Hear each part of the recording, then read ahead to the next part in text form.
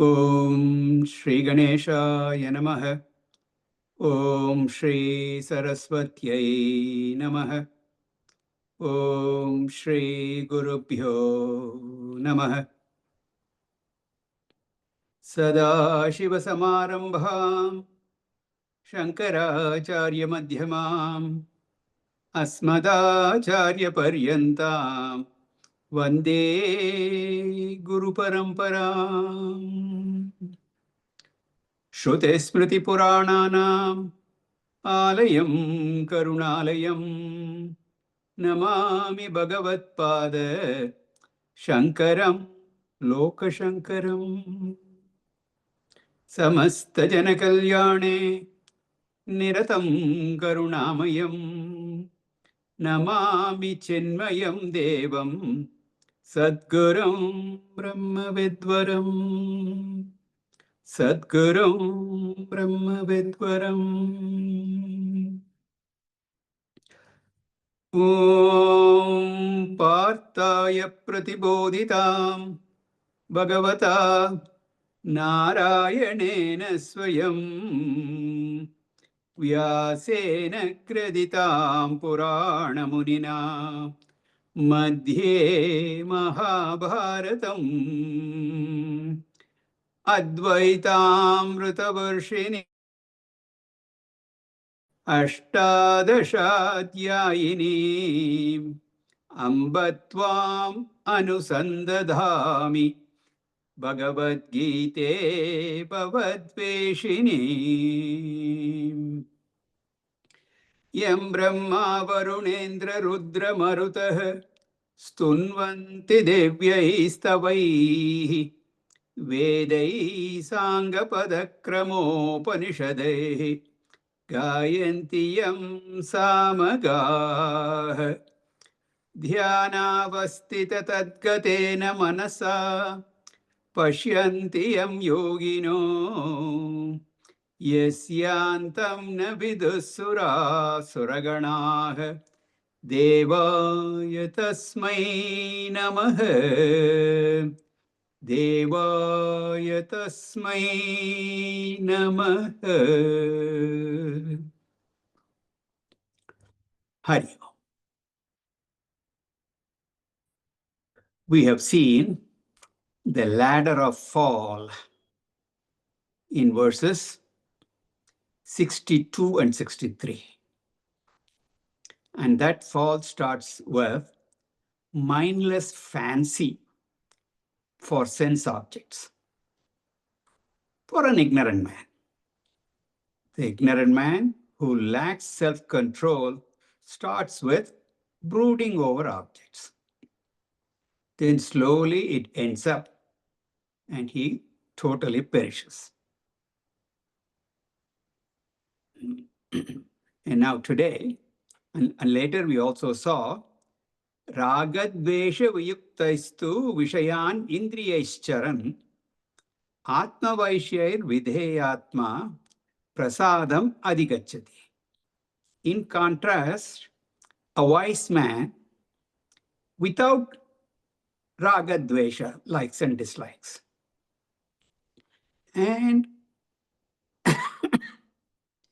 he has mastery over his senses. And what does he do while enjoying the world of objects, living in the same world, but having control over his senses? He's not disturbed by the world. Instead, he is ever cheerful. And so that is the ladder of rise. Drop the likes and dislikes. Bring the senses under control. Enjoy the objects of the world. No problem. You can do that. This is what the scriptures say. Gain that prasannata, cheerfulness. Be happy. And when you get this Atma Prasada, the direct experience of the self, Sri Krishna says, Prasade sarva dukkhanam hanihi asyaha upajayate prasanna chetasaha hyashu buddhi paryavatishtate. That prasada, that cheerfulness, etc., produce two benefits. One is sarva dukkhanam hanihi. It destroys all sorrows. Sarva dukkha. And then the second benefit is buddhihi paryavatishtate. The self-knowledge becomes well-rooted. The knowledge that we gain through Shravanam can get established only when that mind is at peace, quiet. And that is possible. That is the greatest benefit. That knowledge gets assimilated. Buddhihi meaning this prajna, this knowledge. The Atma Jnanam that you have gained through Shravana Manana, that get established. You become a Sthita Prajna. That Prajna becomes Sthira Prajna, firm knowledge, unshakable. Now coming back to how the seekers should live, the sadhanas, etc., Bhagavan says, and let us read verse 66.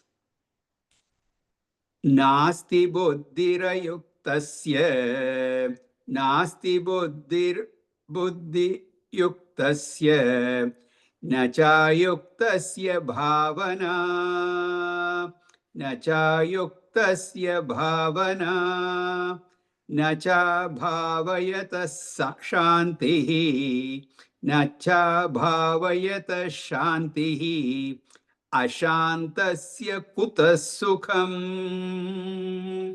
ashantasya kutas sukham, nasti buddhirayuktasya nachayuktasya bhavana,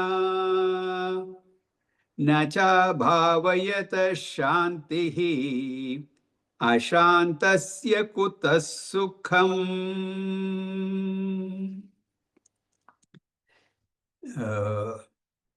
Famous oft-quoted phrase, ashantasya kutas sukham. How can there be any happiness for the one who doesn't have peace?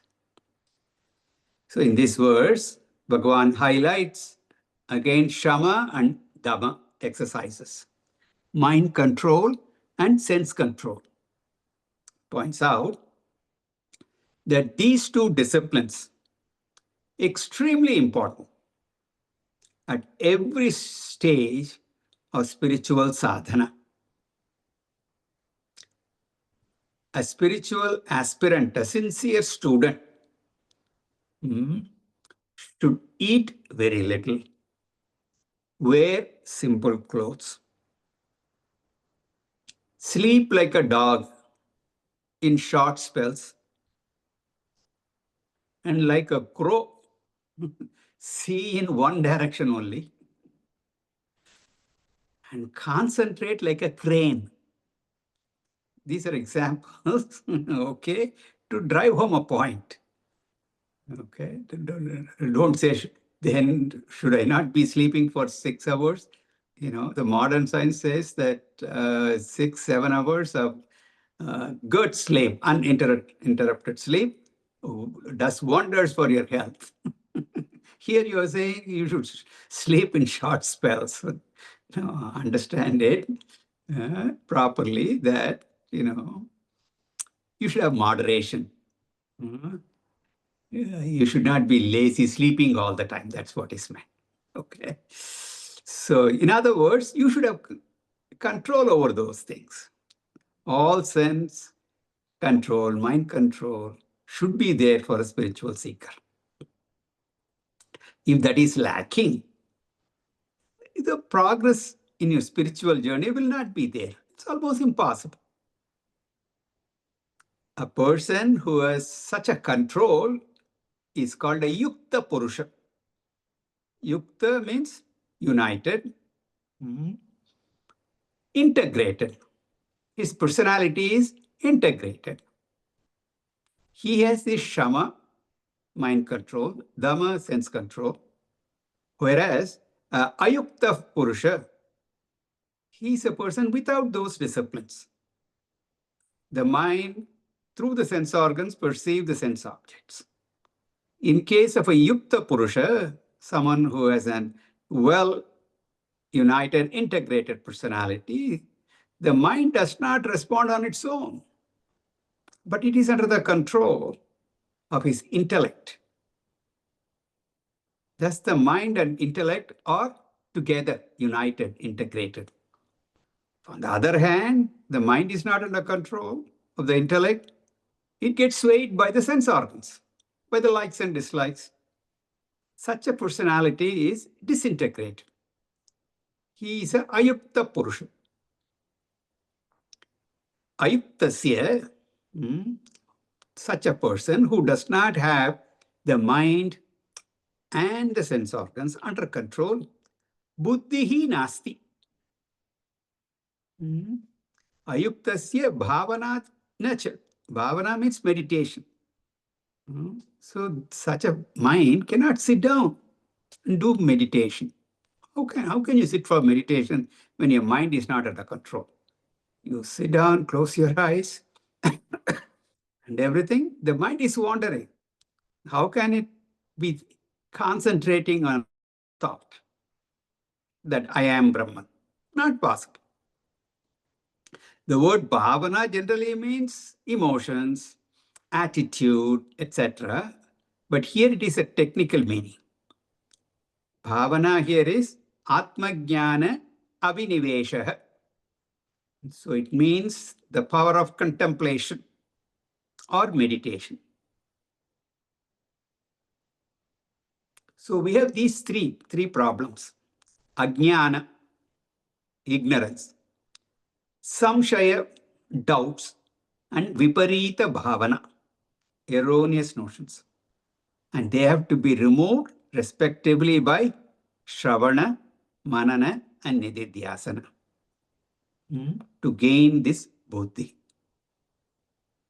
All that is not possible for an ayukta purusha, one who does not have mind control and sense control. That fellow just cannot do it. So if a person does not practice Shravana, Manana, Nididhyasana, abhavayatah, he is not contemplative, he does not meditate, he cannot meditate, he cannot gain self-knowledge. He will not get abidance in the self. Without that, shantihi nature. He has no peace. Peace of mind is not possible for him. So Arjuna, if you want a permanent peace of mind, assimilate this knowledge. Get established in this knowledge, and that is possible only with these disciplines. If not, ashantasya kuta sukham. Without the peace of mind, where is the question of Atmananda? That Atmananda can reflect only in a calm mind. If you want to see your face in the mirror clearly, that mirror should be clean, well polished. If you want to see your reflection in the water should be still. And it cannot be muddy. So all that is important. In the same way, this Atmananda can also be reflected only in an undisturbed mind. The example of mirror is given in the scriptures. Without peace of mind, joy of the self cannot be experienced. And the peace of mind can be attained through Atma Jnana. Peace through other means will not bring lasting peace. Some more explanation about this Ayukta Purusha, disintegrated individual, is given in the next verse. Let us read verse 67. Indriyanam hi charatam, Indriyanam hi charatam, Yanmanonu vidhiyate, Yanmanonu vidhiyate, Tadasya harate prajnam, Tadasya harate prajnam, Vayurnava imambasi, Vayurnavamivambasi. Indriyanam hi charatam, Yanmanonu vidhiyate, Tadasya harate prajnam, Vayurnavamivambasi. Again, Bhagavan emphasizes sense control in these following two verses, 67 and 68. He says, if sense control is not there, it will not allow Atma Jnana to rise in the mind. Even if I choose to listen to Mahatmas, without sense control, my wandering eyes and ears will not allow me to even listen consistently, listen properly. If you don't listen properly, knowledge cannot take place. A wavering sense organ will not allow knowledge to take place.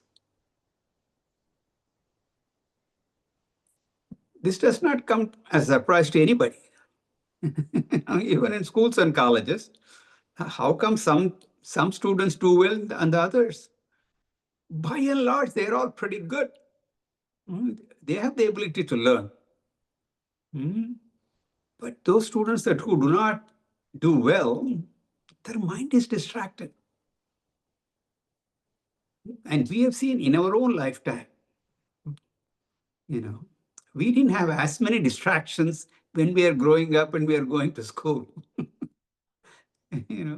Movies were the only form of entertainment. Some of you grew up with TV, but some of the others, we didn't even have TV at the time. And then came TV. By the time we've already finished college, and we had one channel. Growing up in India, I'm talking about. And that used to come for a few hours in the day. And most of them were not that interesting. So like that, we grew up. We didn't have not much of distraction. But these days, oh my God, not only children, adults also, we have a lot of distraction. That is what is happening. So, even if somehow the knowledge is gained, okay, the wavering senses will drop that knowledge away. You won't get established. But when you need it, it will not be available. It will be taken away. So he says, Indriyanam hi charatam manah anudhiyate. Suppose the sense organs are wandering, eyes are going somewhere, ears are listening to something, they're wandering, meandering like a grazing cow, moving all over. The sense organs, without my permission, without the permission of the intellect and the mind. Dangerous. But Then what happens is when the senses go like that, manaha anudhiyate. The mind follows those sense organs. The mind should be in the direction of the intellect. But when the sense organs wander, mind also goes along for the ride. And when that happens, it will not allow the knowledge to take place. And as I said, even at an unlikely event, you get something, little bit, it will not be available for you when you desperately need it. Tatasya pragyam harati, that wandering mind and the senses, asya pragyam harati. It will rob, take away, loot away his Atma Jnana. That's why I received the knowledge during Shravanam. But during the day, as I go about doing my transactions in the world, that knowledge is not available. Not that, etc. We all get the message. We know what the scriptures are telling. But since we do not have the required amount of sense control and the mind control, we regress, go back to same old as we go about living this world. To convey this idea, Bhagavan gives an example. Person is traveling in a boat, and when you do that, you can take the example of a car also, whatever it is, you are supposed to direct that boat. That vehicle, you should control. Taking the example of the boat, should have the oars, rudder, sail, engine, whatever, depending upon the type of boat. Ordinary boat or electric, this thing, motor boat, etc. You should be able to direct, navigate. But if it does not have control of the boat, the wind that is blowing will toss the boat around.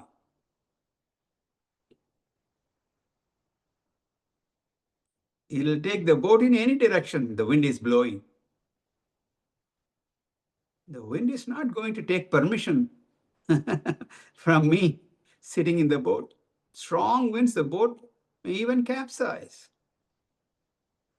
The wind takes away the boat, destroys the boat and the traveler. Similarly, the wavering senses and the mind carry away the boat of knowledge, destroys the individual. Buddhi nashat pranashyati. Discrimination is lost. He perishes. We already seen that. So he says, Vayuhu navam iva ambasi. Wind is compared to the wavering mind. The mind in turbulence. The boat is the knowledge. Just like a boat takes you across the river, so does knowledge will take you across samsara. But a wavering mind destroys that knowledge. I'm also destroyed, all because of lack of sense and mind control. Therefore, tasmadyasya mahabaho, nigrihitani sarvashah, indriyanindriyartebhyah, tasya prajna pratishtita. Tasya prajna pratishtita. Tasmadyasya mahabaho nigrihitani sarvashah indriyanindriyartebhyah tasya prajna pratishtita. So Bhagavan Sri Krishna concludes the Sthita Prajna sadhana topic here. The sense control plays a very important role. the spiritual growth of an individual. Asmat, therefore, yasya indriyani indriyatebhyah nigrihitani. The one whose sense organs are controlled, restrained, mastered, withdrawn from all sense objects, tasya prajna pratishtita. His knowledge is firm, well rooted. And Sri Krishna has added the word sarvashah, from all sides. There must be restraint from all objects. Earlier it was said how the sense organs are hijacking a seeker. Each sense organ perceives only one sense object. The eyes see form and color. The ears hear sound, etc. Each sense organ perceive one sense object. And we have seen recently, those of you who are also studying Vivek Judamani with me, we just saw recently, gave a beautiful example. Kuranga matanga patanga meena bringa nara. How just one sense organ destroys various animals and insects. Kuranga, a deer, is attracted to sound. Matanga, an elephant, to touch. Patanga, moth, gets attracted to light. Meena, fish, to taste. And bringa, bees, to smell. And they all die in that pursuit of one sense object. What to talk about us? The Nara, the human sense. So the problem is fivefold. Really, it is to the power of 5. Exponentially, that much more difficult. So sense control is very important. So bear in mind that we are not talking about suppressing the sense organs. We're talking about regulating them. Suppression is bad. Suppress. One of these days it'll explode. And the other extreme is letting loose. An indulgent lifestyle. Neither one should be there. The violent, uncontrolled expression of the fantasies of senses, that's also dangerous. Neither suppression nor unintelligent expression. Neither one is good. Intelligent regulation is prescribed. Blocking a flowing river will cause floods. And letting the waters flow into the ocean wastes a valuable resource. So the intelligent action is to dam the river without destroying the environment and channelize the water in the direction you want. Similarly, channelize your sensory energies, mental energies. Regulating our senses and mind, we can tap their potential. So a seeker should have mastery over the senses. Then he can call himself Mahabahu, mighty armed. He will be armed with knowledge. Tasya prajna pratishtita. He can receive the knowledge and retain the knowledge. So after describing the characteristics of a wise man in verses 55, 56, and 57, Sri Krishna talked about various sadhanas, practices for a seeker to get established in this knowledge, to be a wise man, how to convert the intellectual knowledge to emotional strength. It's a topic under discussion in the 11 verses from 58 to 68. Now he goes back to the Sthita Prajna Lakshana again. He is the wise man who has assimilated the knowledge, self-knowledge, Atma Jnana, and for him all the sadhanas are over. He is no more a sadhaka, but he is a Siddha Purusha. He has accomplished the goal. He is realized. Bhagavan talks about this realized master in the rest of this chapter. Verse 69. या निशा सर्वभूतानां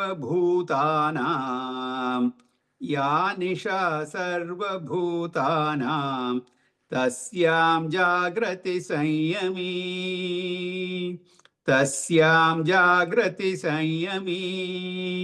यस्यां जागृति भूतानि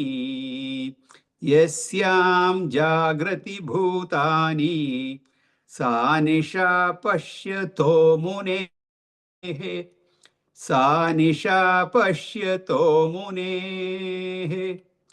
या निशा सर्वभूतानां तस्यां जागृति संयमी यस्यां जागृति भूतानि सा निशा पश्यतो मुनेः. All these are important verses, often quoted, especially verses 69 and 70. In these two verses, Bhagavan Sri Krishna talks about the glories of this Sthita Prajna, the one who is well rooted in this knowledge, in Atma Jnana.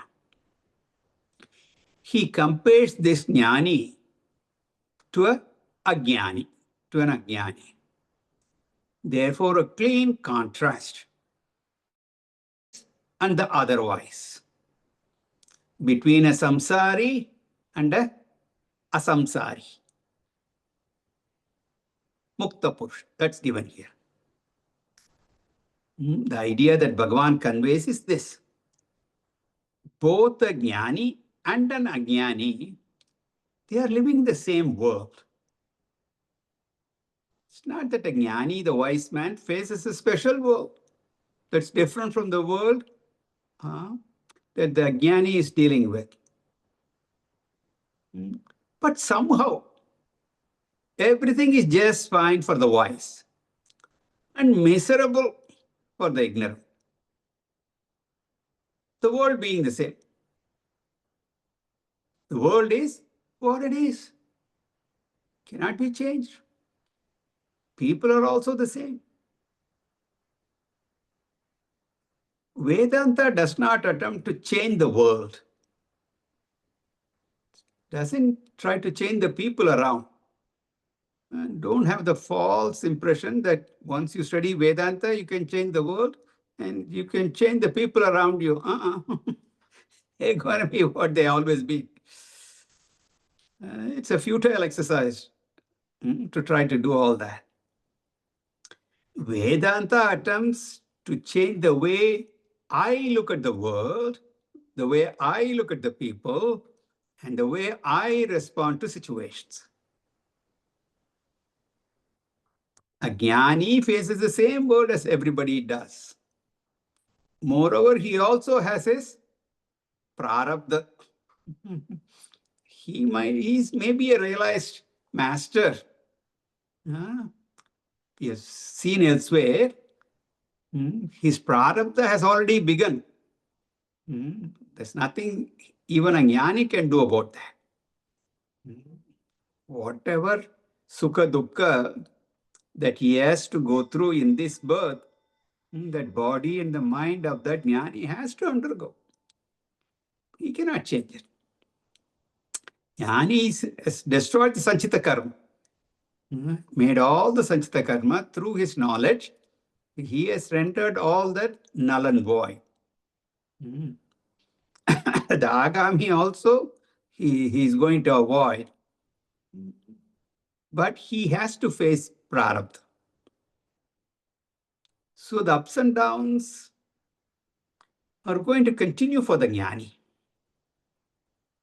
The jnani and the ajnani both live in the same world, then what is the difference in the responses? Bhagavan points out in this verse that the responses are going to be diametrically opposite because of the change in perspective. He gives an example in this verse, and we will see that later, but I'll first give you a simpler example. The example that Bhagavan gives is a little bit complicated. I'll give you some simple examples that will drive home the point. Two people are seated there on the beach. Both of them are looking at the ocean. Both of them see the waves rising and falling. They both see the same thing. One of these two knows the truth of the waves is water. There is really no such thing as a wave at all. It is just a form and a name given to that. So that person has the wave wisdom. The wisdom is that wave is nothing but the name and the form. And the truth is nothing but the water. He sees the indestructible water and he does not focus upon the changing waves. The other person does not know the truth of the wave and therefore he is absorbed in the superficial names and forms only. So he takes the wave as the reality. When he is absorbed in the waves, he is going to see the perishable waves. He's very happy when a new wave is formed. He sees waves giving rise to wavelets, which go on to become bigger and bigger. He sees the big wave hitting the shore and disappear. He sees the plurality and mortality. People both are looking at the ocean, but one sees Dvaita, Anitya, Tarangani, the multiple and the changing waves. The other person focuses upon Advaita Nitya Jala. What is the difference in response due to the change in perspective from Dvaitam to Advaitam? When the ignorant man is attached to the pluralistic, perishable world, his happiness and joy rises and falls with the rise and fall in the world of objects. The other person sees birth and death belong to only superficial name and form. The content, the essence, does not have any mortality. He is absorbed in the immortality. So there is no elation in birth, nor a depression in death. One absorbed in Advaitam, immortality. The other one is absorbed in Dvaitam, mortality. You can take another example of a movie on a screen. You can see the truth of the clean white screen. When the movie starts and images of the movie scenes are projected on the screen, you don't see the white screen anymore. You see only the images. And you get so absorbed in the movie. You cry, you laugh at everything that's on the screen. You can either get absorbed in the pluralistic, superficial shadows that are displayed on the screen or get absorbed in the truth behind those images on the screen, which is a clean white screen. The moment I lose sight of the screen, I get carried away by the images if I'm not in balance. Not forgetting the screen, we can enjoy the movie. You do not get disturbed with the movie scenes. The moment the screen is forgotten, the movie begins to move you. A jnani has the Advaita Drishti, vision of non-duality, and the jnani has the Dvaita Drishti, vision of duality. So in these examples, Don't mistake. You can go to the beach. You can enjoy. You can enjoy surfing with those waves. Okay. I'm not against all that. If you are a good surfer and you want to go enjoy, okay, that's just fine and dandy. Okay. Similarly, you go enjoy your favorite movie also. Okay. But what we are saying is that's all a drama play you enjoy. But you be established in the truth. That is what. Don't take these examples and say, I shouldn't go to the beach. I should not enjoy everything that's going on there. No, no, no. Enjoy it. Have a vacation. Uh-huh. In America, the summer vacation time has already concluded. So you have to wait another, 9 or 10 months. So you have to go through the winter season. So when it is there, the window of 3-4 months, you enjoy. Nothing wrong, but have the right perspective. So I gave you the two simple examples to illustrate the idea of non-duality and duality. Now, Bhagwan gives another example. As I said, it's a little bit more complicated, but the idea presented is the same. In this verse, an ignorant man is compared to an owl that keeps awake during the night. You all know owls keep awake at night and they sleep during the day or whatever they do. I know they keep awake at night. And a jnani is compared to a human. Two more comparisons also we should remember. Daytime is compared to, the light is compared to Advaitam, and nighttime, darkness is compared to Dvaitam. So you please remember, Jnani, a human, Ajnani, an owl. Day is Advaitam, night is Dvaitam. With these four in play, we have to understand this verse. I'll give you some statement and see how we can understand them. The first statement is, the human, the jnani, is awake to the day and he is asleep to the night. Human being is aware of the day and is asleep and so unaware of the night. The human being is a jnani and he is awake to the day means he is awake to Advaitam. He is asleep to the night means he is asleep to Dvaitam. Jnani is awake to Advaitam and asleep to Dvaitam. He is absorbed in Advaitam and the Dvaitam is superficial for him. The second statement is, an owl is asleep to the day and awake at night. The owl is compared to an ignorant man. The ignorant person is totally asleep, oblivious to Advaitam, and is wide awake to Dvaitam.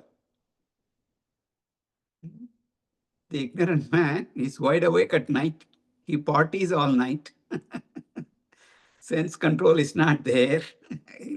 We can take this example to different dimensions. So that's what is happening between, this is how a jnani and an ajnani. An ignorant man, an ignorant person is so scared about the world. He feels the whole world is there only to trouble him. World is frightening, scary to the ignorant. Whereas for the wise, the very same world is harmless, even a source of joy. So this is the example. Let us look at the verse. Sarva bhutanam yanisha. Sarva bhuta refers to the ignorant. The ignorant human beings, for the ignorant, yanisha, what is night, they are asleep to that Advaitic truth. The ignorant people, Advaitam is like night, meaning Advaitam, that is really like daytime, but they are asleep. To that, they are asleep to that Advaitic truth. The wise man, on the other hand, Sanyami means a jnani. Tasyam Jagrati is awake to that Advaita. All the ignorant people, the owl-like ignorant people, are asleep to Advaita. Then Yasyam Jagrati Bhutani, Yasyam, that to which Jagrati Bhutani, all the ignorant people are awake to. What is that? All the ignorant people are awake to Dvaitam, the multiplicity, the plurality. They are awake to the superficial names and forms. They think that is real, and they suffer because of that. Ajnani munehe pashyate, sa nisha pashyate. To that plurality, to that Dvaitam, jnani is nisha, asleep.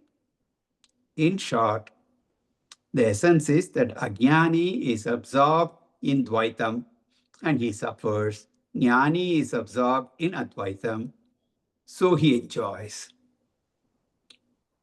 So Sthita Prajna Purusha is one who is awake to that reality. Om Purnamadav Purnamidam Purnat Purnamudachyate Purnasya Purnamadaya Purnameva Vashishyate. Om Shante Shante Shante. Harihi Om. Shri Gurubhyo Namaha. Harihi Om.